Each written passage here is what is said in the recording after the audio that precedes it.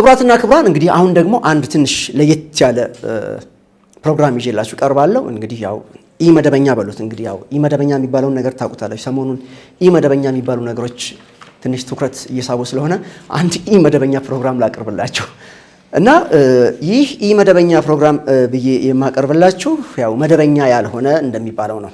አንዳንዶች እንግዲህ በፈልጋችሁ ተርጉሙት።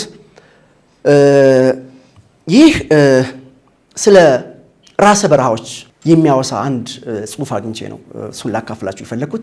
ይህንን ጽሁፍ ያጋራው ፌስቡክ ላይ ይስማከ ወርቁ ነው። እጅግ የምንወደው ዝነኛው ደራሲ ይስማከ ወርቁ ራሰ በረሃው ወይም አንዳንዶች መላጣ ትሉታላችሁ። ከይስማከም ባሻገር እኔን በርካታ ወንበዴ አንተ መላጣ እያለ ይሳደበኛል። በአውቶቡስ ተራም በታክሲ ተራም ሬስቶራንትም ካፌም እንደዚህ የምትሉኝ ሰዎች አሉ። መላጣው የምትሉኝ ሰዎች አላችሁ። በመላጣነቴ በጣም ነው ምኮራው። ደግመዋለሁ፣ በራሰ በረሃነቴ በጣም እኮራለሁ። አንድ ኢትዮጵያዊ ማግኘት የሚችለውን እና የሚገባውን ነገር ሁሉ በአግባቡ እንዳላገኝ ራሰ በረሃነቴ ወይም መላጣነቴ አልከለከለኝም። በጣም በራሴ ተማመናለሁ። ከምን ጊዜውም በላይ ደግሜ እነግራችኋለሁ።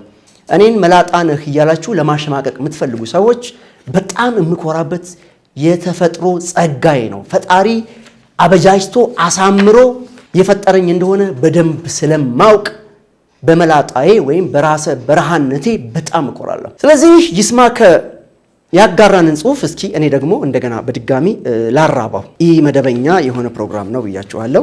ራሰ በረሃዎች የሚያገኙት አስደናቂ ነገሮች ይላል ጽሁፉ። በአውስትራሊያ ሴት ራሰ በረሃ ወንድ ፍቅረኛ ካገኘች ጸጉራማ ባሏን የመተው መብት አላት። አስቡት፣ አንድ ሴት ልጅ በአውስትራሊያ ራሰ በረሃ ወንድ አዲስ ካገኘች ጸጉር ያለውን ባሏን የመተው መብት አላት ይላል። ኡዝቤክስታን ራሰ በረሃ ወንድ ያለ ጥሎሽ ያገባል። ኡዝቤክስታን ራሰ በረሃ ወንድ ያለ ጥሎሽ ያገባል። ለቤተሰቦቿ ምንም አይነት ስጦታ አይሰጥም ማለት ነው። በነፃ ነው የሚያገባት ማለት ነው። ይህም እንግዲህ ራሰ በረሃዎች የሚያገኙት ልዩ ጥቅም ነው ማለት ነው። በሌላ ቋንቋ በሞሮኮ ራሰ በረሃነት የዘውድነት ምልክት ነው። በተርከምኒስታን ቅድም ኡዝቤክስታን ብያቸዋለሁ። ተርከምኒስታን የኡዝቤክስታን ጎረቤት ሀገር ነች። በተርከምኒስታን አንድ ወንድ ራሰ በረሃ ካልሆነ ከአንድ ሚስት በላይ ማግባት አይፈቀድለትም።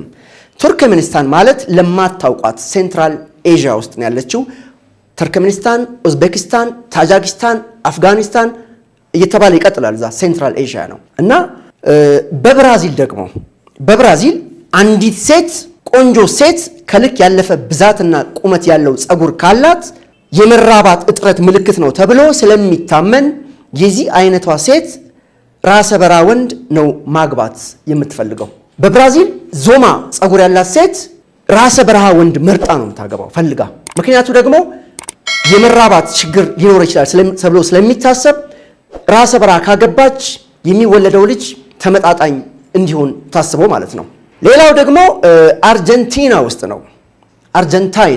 አርጀንቲና ውስጥ ራሰ በረሃ ወንድ ያገባች ሴት የከተማዋ እመቤት ተደርጋ ትቆጠራለች። በአርጀንቲና ማለት ነው። እነ ሊዮኔል ሜሲ ሀገር፣ እነ ዲያጎ አርማንዶ ማራዶና ሀገር ራሰ በረሃ የምታገባ ሴት የከተማዋ እመቤት ተደርጋ ትወሰዳለች ይላል። የከተማዋ እመቤት ድንቅ ነው። ሌላው በኢንዶኔዥያ ነው። በኢንዶኔዥያ ለጥንዶች ጋብቻቸውን የሚያጸድቅላቸው ዳኛ ስነ ስርዓቱን ራሰ በረሃ ወንድ ፎቶግራፍ እንዲያነሳ ይጠይቀዋል። ራሰ በረሃዎች እንደ ስኬታማ ስለሚቆጠሩ በኢንዶኔዥያ ጋብቻ ሲከናወን ራሰ በረሃ ነው ጸጉር የለው ሰው ማለት ነው፣ መላጣ የሆነ ሰው ፎቶግራፍ ያነሳል። ምክንያቱም እነዚህ መላጣ ሰዎች የስኬታማነት ምልክት ናቸው ተብሎ ስለሚታመን ነው። ሌላው በፊንላንድ ነው። በፊንላንድ አንዲት ተማሪ ወደ ታዋቂው ሄልሲንኪ ዩኒቨርሲቲ ስትገባ ምኞቷ በትምህርቷ ስኬታማ መሆን ሳይሆን ከራሰ በረሃ ተማሪ ወይም መምህር ጋር መጣመር ነው ይላል። በፊንላንድ ሄልሲንኪ ዩኒቨርሲቲ የምትገባ አንዲት ጉብል ወይ ራሰ በረሃ ከሆነ ተማሪ ወይም ራሰ በረሃ ከሆነ መምህር ጋር መጣመር ነው ፍላጎቷ ወይም ምኞቷ። አጀብ ነው ይላል ወይም አጃኢባ ይላል ኦሮሞዎቹ። ሌላው ይላል ይስማከ ወርቁ፣ ይህን ጽሑፌን የምታነቡ ራሰ በረሃዎች ኡዝቤኪስታናዊ ብሆን ብላችሁ የምትመኙ ይመስለኛል። ምክንያቱም ያለምንም ጥሎሽ ለማግባት እኔ ገጽ ውስጥ ራሰ በራዎች አላችሁ ይላል። የራሰ በራዎች ነፃ አውጪ ግንባር ብለን የመገንጠል ጥያቄ እናቅርብ እንዴ? ለራሰ በራዎች መላጣዎች እነ በላይ መንገሻን ጨምሮ ማለት ነው እያለ ያለው ይስማዕከ ወርቁ በባለ ጸጉራሞች ምን አይነት በደል ይደርስባችኋል? ታሪክ እንደሚያስረዳን የሰው ልጅ ሁሉ ጸጉር ከማብቀሉ በፊት መላጣ ነበር ይላል ይስማዕከ ወርቁ። በጊዜ ሂደት ጸጉር ካበቀሉ በኋላ መላጣዎች ላይ ውኒጥ የሚያደርጋቸው ለምንድን ነው ብሎ ይጠይቃል ይስማዕከ ወርቁ በድጋሚ።